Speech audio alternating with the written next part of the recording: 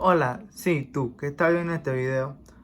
Hoy te hablaré sobre la alteración genética, la clasificación y alguna mutación cromosómica que existe. Para empezar, las mutaciones cromosómicas son alteraciones en el número de genes o en el orden de estos dentro de los cromosomas. Se deben a errores durante la gametogénesis o de la primera división del cigoto.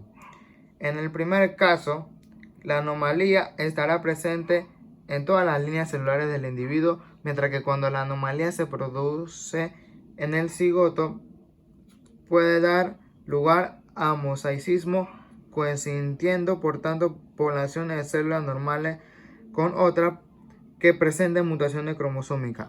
Actualmente se dispone de un amplio conocimiento del cariotipo humano y de las anomalías cromosómicas, puesto que estas alteraciones son anomalías genéticas, pueden transmitirse a la descendencia en el caso de que afecten a las células germinales. ¿Cómo ocurren las anomalías cromosómicas? Las anomalías cromosómicas generalmente ocurren como consecuencia de errores en uno o más de los siguientes factores: la meiosis, la mitosis, la edad materna y el entorno. Meiosis. Por lo general, las anomalías cromosómicas ocurren como consecuencias de errores producido en la división celular. Meiosis es el término que utiliza para describir la división celular de atravesar el óvulo y espermatozoide durante el desarrollo normalmente. La meiosis causa las divisiones del material cromosómico de manera que cada padre aporta 23 cromosomas en el embarazo. Estos resultados en el óvulo o en espermatozoide, que solo tiene 24 cromosomas. Cuando se produce la fertilización, se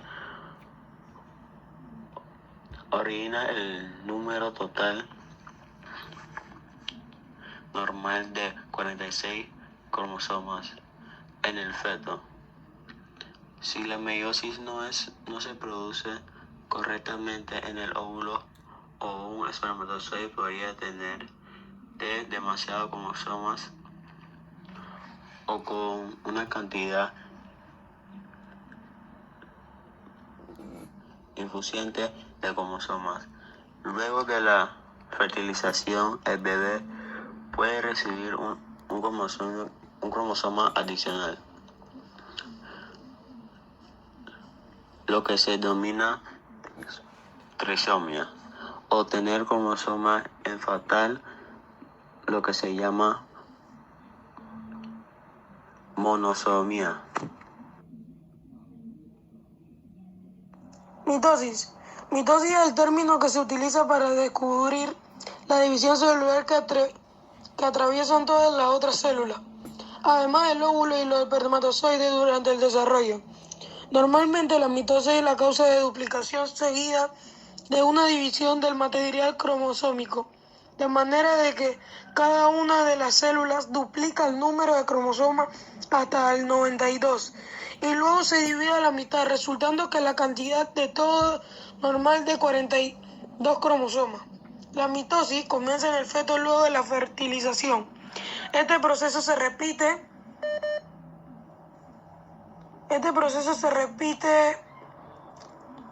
hasta que el bebé se forma por completo. La mitosis continúa al regenerar las células de la piel, los glóbulos y otros tipos de células que dañan o simplemente se mueren. Edad materna.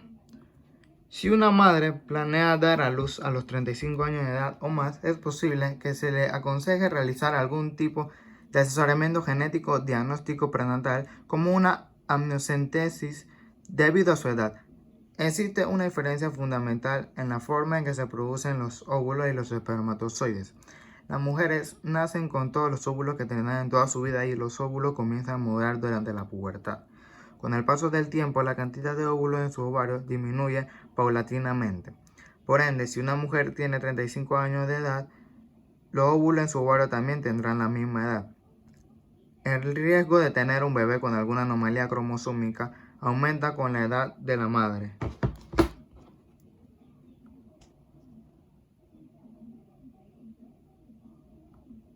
Entorno. Muchos padres que han tenido un niño con alguna anatomía cromosómica se preguntan si existe algún tipo de relación entre las distintas exposiciones ambientales que han tenido año tras año y han hecho haber dado a luz a un bebé con anatomía cromosómica.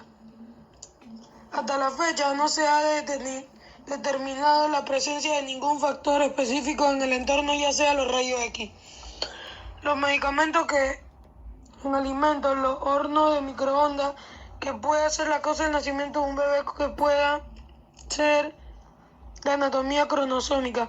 Una realidad de la mayoría de los padres que tienen un niño con anatomía cromosómica no presentan diferencia en los hábitos de estilo o exposiciones ambientales en la comparación de los padres cuyos hijos no tienen una anatomía cromosómica.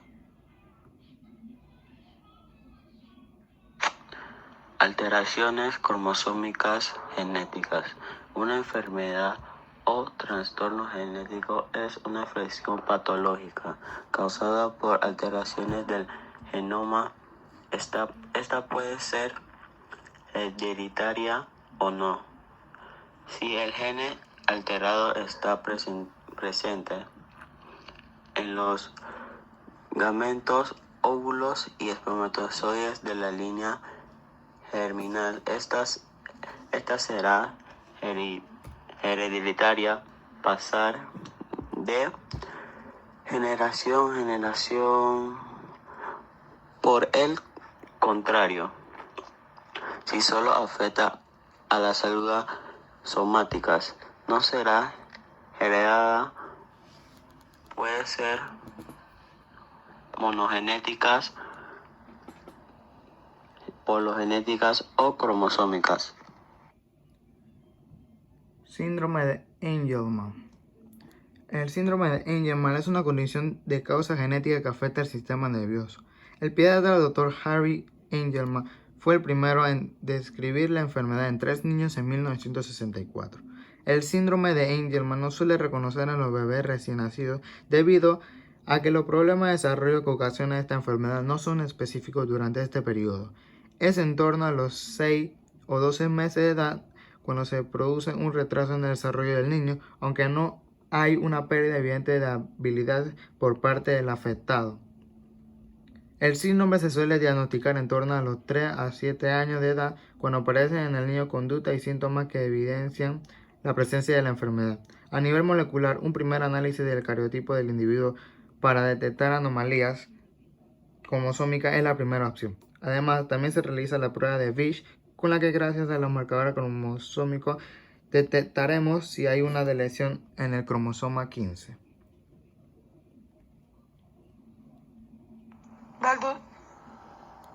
Daltonismo. El daltonismo es una alteración de origen genético que afecta la capacidad de distinguir los colores de la palabra daltonismo. Proviene del químico y del matemático John Dalton que la identificó. La principal prueba que se realiza para diagnosticar a un paciente que tiene daltonismo es el test de un dibujo formado por puntos multicolores.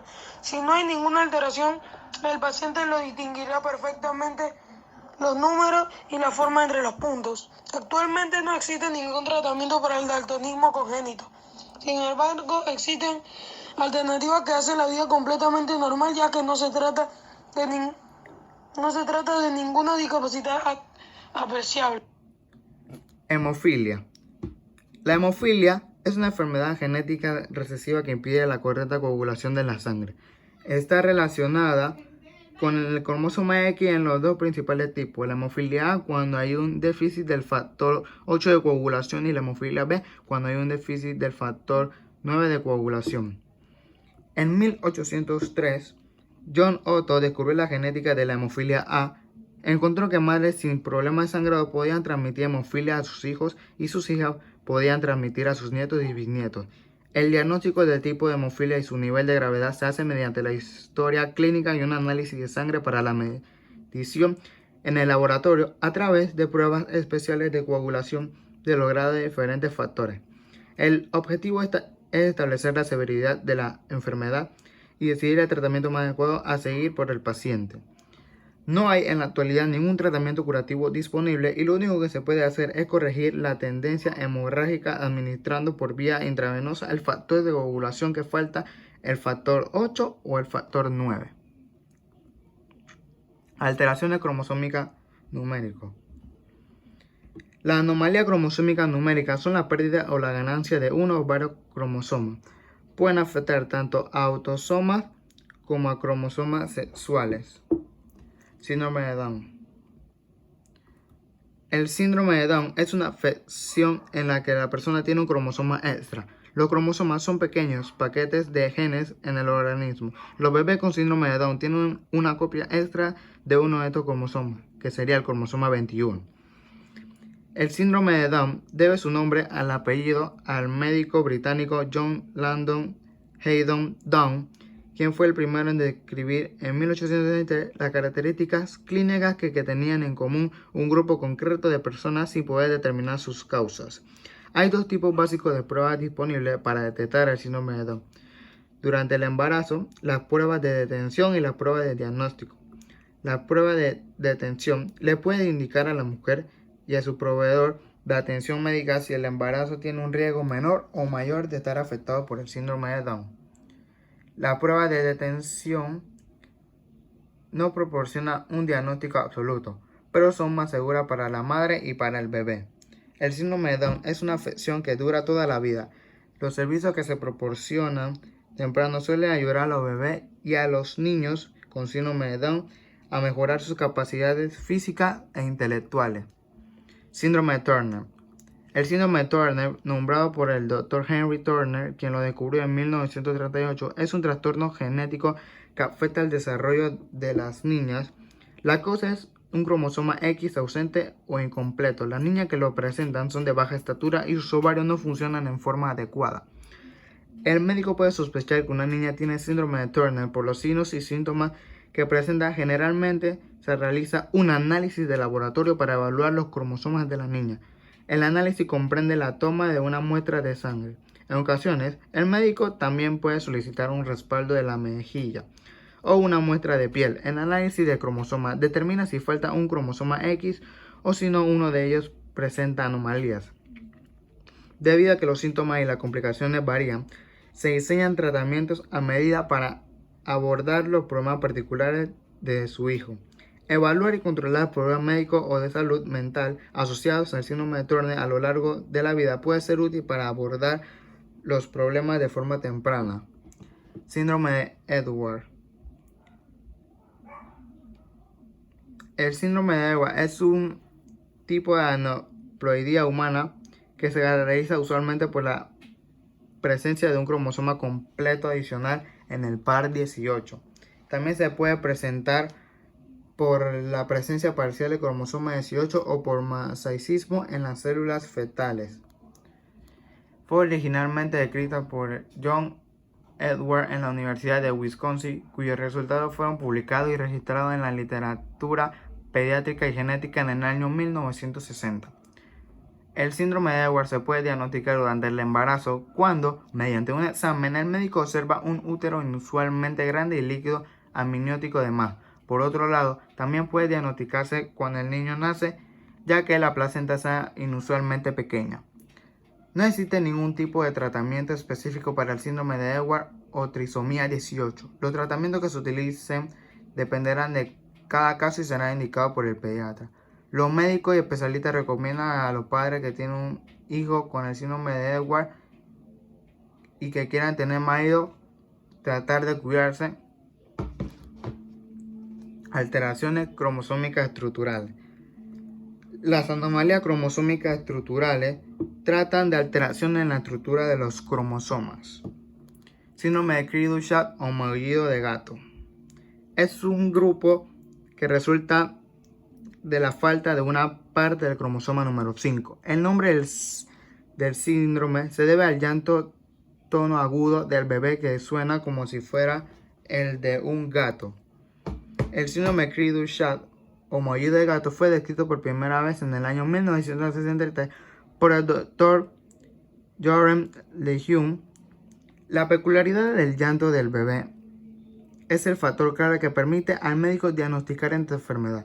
Además, realizará diversos análisis y pruebas de diagnóstico por imagen para reconocer el estado general de salud del niño.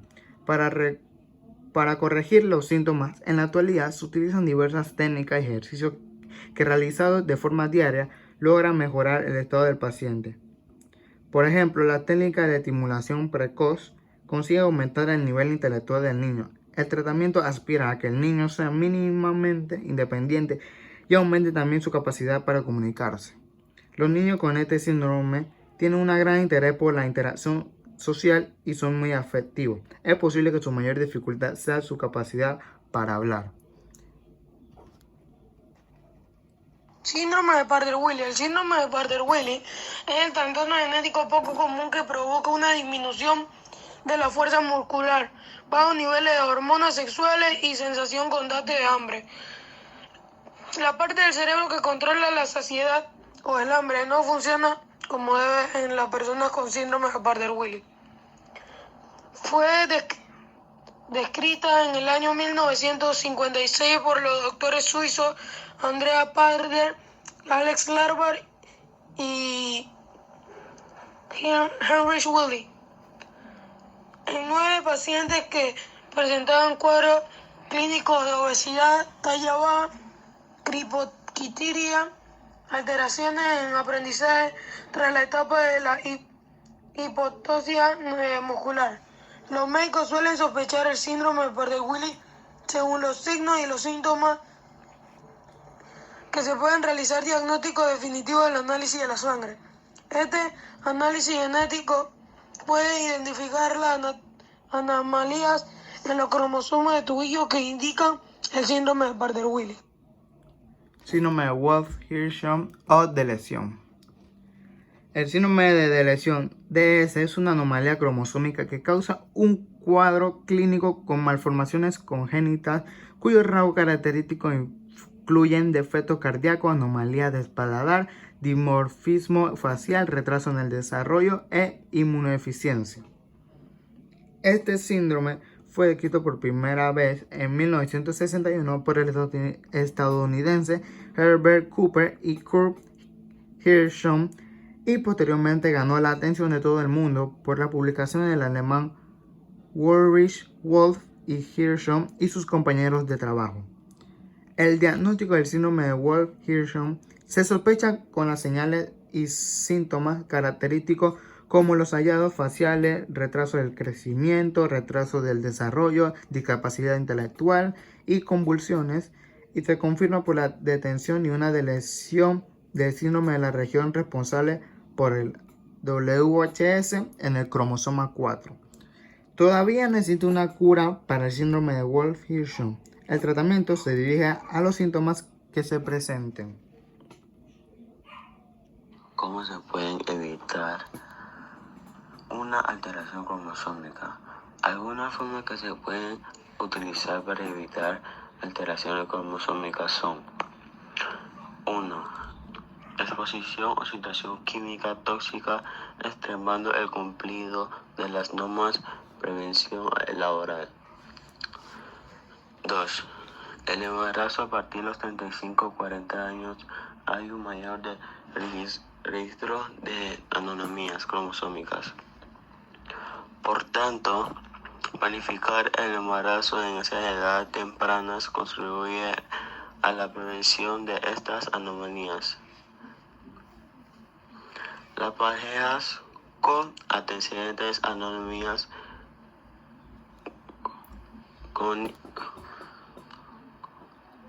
congénitas deberían tener asesoramientos genéticos, evitar exposiciones a radiaciones durante el embarazo, que pueden suponer un riesgo para el feto. El uso racional de medicamentos, tanto mujer en edad fértil como durante el embarazo, contribuye a la prevención de anomalias congénitas, debiendo ser prescrita la medicación necesaria por el médico y no automedicación bajo ningún concepto.